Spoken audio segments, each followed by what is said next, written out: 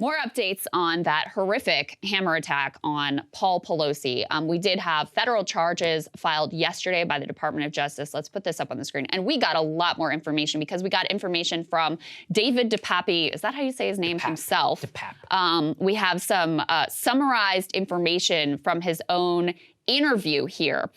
In any case, he was charged with assault, attempted kidnapping, following breaking and entering of the Pelosi residence. Paul Pelosi described to police he'd been asleep. DePape, who we'd never seen before, entered his bedroom and was saying, "Where's Nancy?" looking for Nancy Pelosi. According to the complaint, minutes after the 911 call, 2 police officers responded to the Pelosi residence. They saw Paul Pelosi and DePape struggling over a hammer. This is kind of messed up too. Officers told the men to drop the hammer.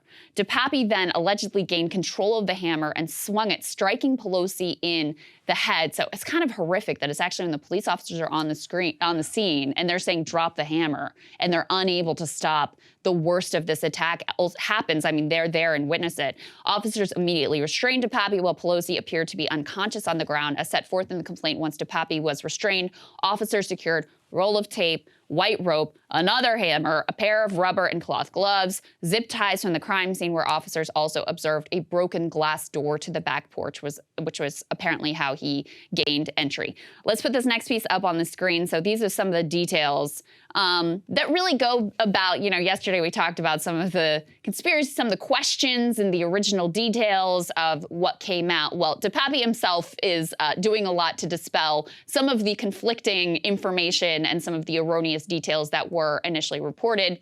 So he says he broke into the house through a glass door. It was a difficult task. It required the use of the hammer. He said Pelosi was in bed, appeared surprised by DePape. He told Pelosi to wake up. He told Pelosi he was looking for Nancy. Pelosi then responded that she was not present and asked how they could resolve the situation. There's more as well in terms of a motive, which was another question mark. I mean, he makes it pretty clear. He wanted to hold Nancy Pelosi hostage. He viewed Nancy as the, quote, leader of the pack of lies told by the Democratic Party.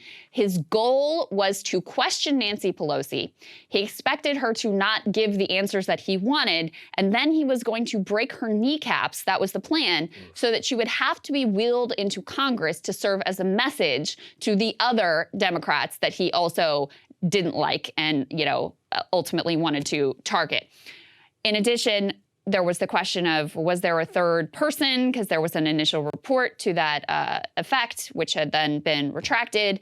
DePape says directly, they went downstairs to the front door, so himself and Paul Pelosi. Police arrived and knocked on the door, and Paul Pelosi ran over and opened it, not an unidentified third person. So that is what is being reported here, that the alleged assailant himself, is telling the authorities. Yeah, I mean, it's kind of the definitive word from Mr. DePape. That's why I actually thought it was worthwhile, because I was like, okay, well, this is from the man himself, like from an interview. He's like, I was looking for Nancy. I wanted to hold her hostage. That's what the zip ties were for. Here's how I gained entry. Here's who answered the door. No, there was no one else there. I wanted to break her kneecap. So pretty clear at this point. Only question I still have is about security, which is that if he says that he went downstairs to the front door, broke the slide door open.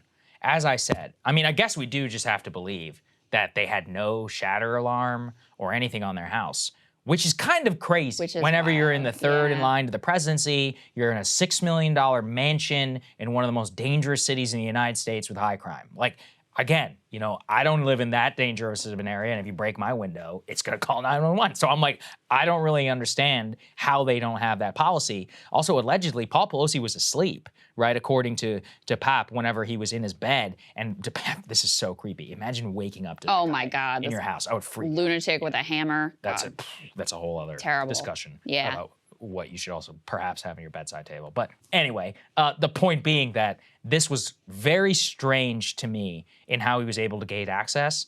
And if anything, if you are in any somewhat of a prominent position, or even if you just live in a dangerous area, like, this is a good reminder to not put yourself in a position where anything like this is even possible. I do think, honestly, I do really think just like after Gabby Giffords, I think the Capitol Police needs to come out and say what they're going to do for everybody else who's in the line of succession and elsewhere to make sure that this doesn't happen. Because, I mean, Steve Scalise, you know, he's still suffering after he got shot. But it's not just him. Kevin McCarthy, McConnell, Elaine Chao, all these folks. It also shows you, like, I mean, Pelosi herself has protection. Yeah. So if she had been home, yeah, then it would have been there fine. would have been Secret Service protection there. So it shows you, I guess, the family members need security as well. I mean, it is a sad state of affairs that we're living in, but this is the reality: is you have, you know, a lot of extreme political rhetoric, a lot of extreme conspiracy theories, and then you have people who are, you know, mentally unwell who.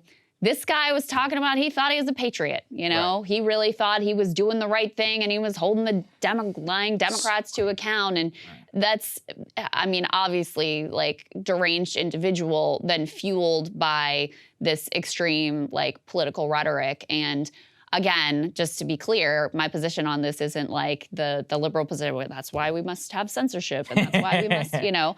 I mean, this is why, and you can never say like what would have deterred this one particular attacker. But in general, this is why you need to have a functioning democracy where people feel like their votes and their voices are heard, where they feel like they have an opportunity and a chance for themselves and their family members to succeed.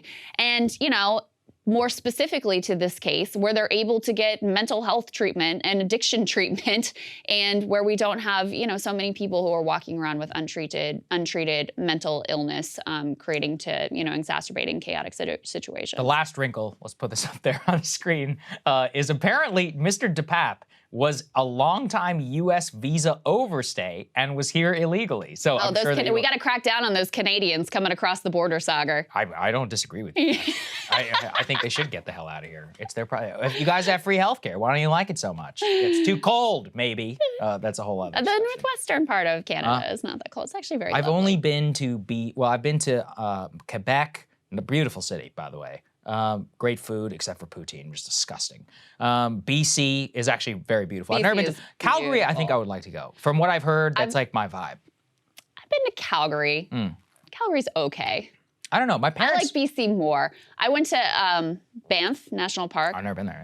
That's beautiful. Yeah. You would like that. When I was in Glacier, everybody was like, "Oh, well, if you go right across the border, you know, they have the Canadian part of Glacier." Yeah, like, okay. Banff is amazing. But it is like, you said Glacier was really crowded. I mean, Banff is the same deal. It's like very touristy, which kind of to me takes away from it. But it is definitely beautiful. I'm a Canada fan. I like it. It's all right. It's too cold for me. My dad got his PhD in Canada, to be clear. Like, he loved it there. Cable news is ripping us apart, dividing the country, making it impossible to function as a society, and making it impossible to know just what is true and what is false. But the good news is they are failing and they know it.